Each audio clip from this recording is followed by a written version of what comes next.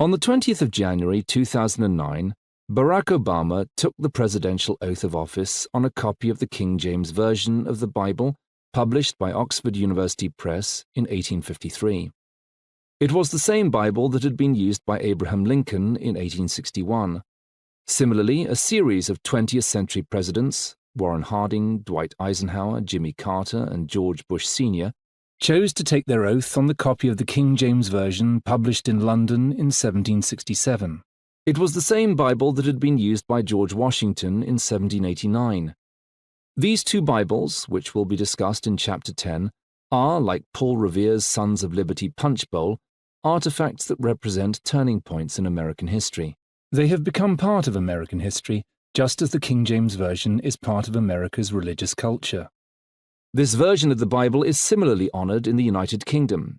In 1953, the coronation year, for example, Queen Elizabeth commanded that a copy of the King James Version be given to every child born in Britain that year.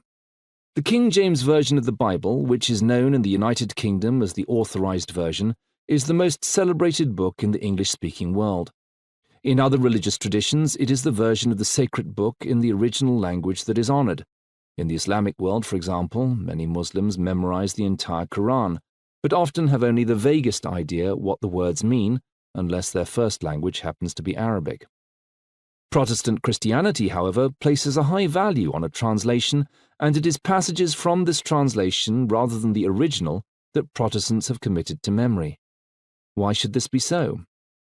The answer lies in an emphasis on understanding the meaning of the words rather than committing the original words to heart. In the century before 1611, at the time of the Reformation, Protestants had championed the idea of the priesthood of all believers. This led to a resistance to implicit faith, which is faith subordinated to the doctrine of the Church, in favor of explicit faith, in which faith derives from the individual believer's understanding of the Bible under the guidance of the Spirit. The resurgence of this doctrine in the late 16th century, together with the ability of print to make books available to an increasingly literate public, led to translations of the Bible into all of Europe's vernacular languages. In the case of English, it was the King James Version that eventually triumphed. This book is the story of that triumph. There have been many translations in the 400 years since the King James Version was first published, but it is highly valued even by those who use another translation.